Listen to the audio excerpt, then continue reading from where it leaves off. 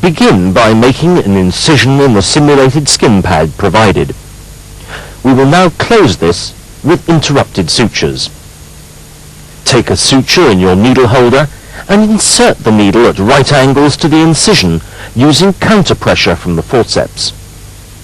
Pull the suture through gently without snagging it. Secure a standard reef knot, either using the one-handed technique or the instrument technique. Cut the suture to such a length as will allow it to be grasped for subsequent removal. As a rule of thumb, the distance from the edge of the wound should correspond to the thickness of the tissues being sutured. Each successive suture should be placed twice this distance apart, approximately double the depth of the tissue being sutured. Continue to insert your sutures in this manner across the entire wound. Now, let's insert another suture. When the incision edges are as closely aligned as these, it is appropriate to go through both edges with one smooth movement. But as will be demonstrated later, this is not always possible, and often the edges need to be taken separately. Once again, tie a reef knot. When inserting sutures, adopt a 1-2-3 technique. 1, 2, 3. Once again, tie your knot, making sure that it lies correctly without any tension. Once the wound is closed, ensure that none of the knots lie over the suture line. There may be two types of wound you will be required to close. One, a linear wound, as you see here, the other, an elliptical wound. If you have to make an elliptical wound, try and ensure that the length of the ellipse is at least 3 times its width. When closing a linear wound, it may be easier to start in the middle of the wound, as you see here, inserting an interrupted suture and then ligating it.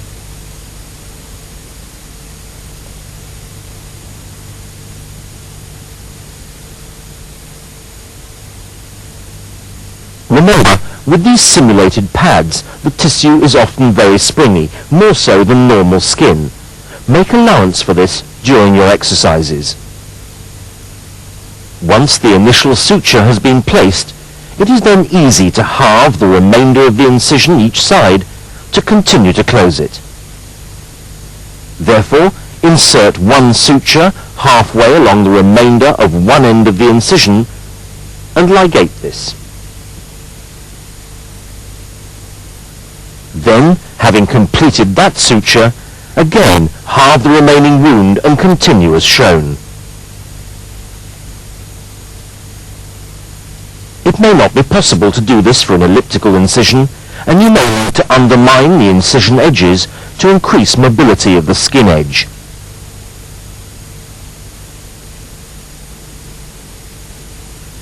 In this situation, it is not practical to start in the middle of the wound, as such a suture will be under too much tension and therefore inaccurate.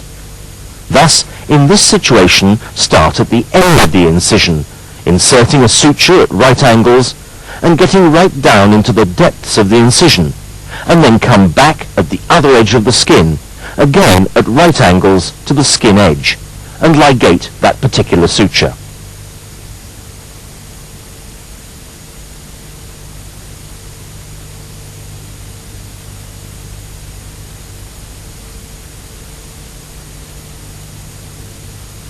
You can then proceed to the other end of the incision, and in a similar manner, insert the suture at right angles into the depth of the wound, and then out again at right angles onto the other edge of the incision, and tie a standard reef knot.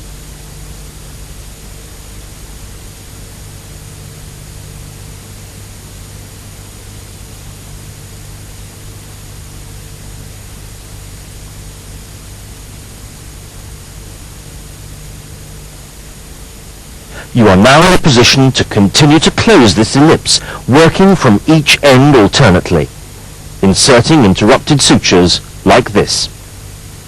This makes for a most satisfactory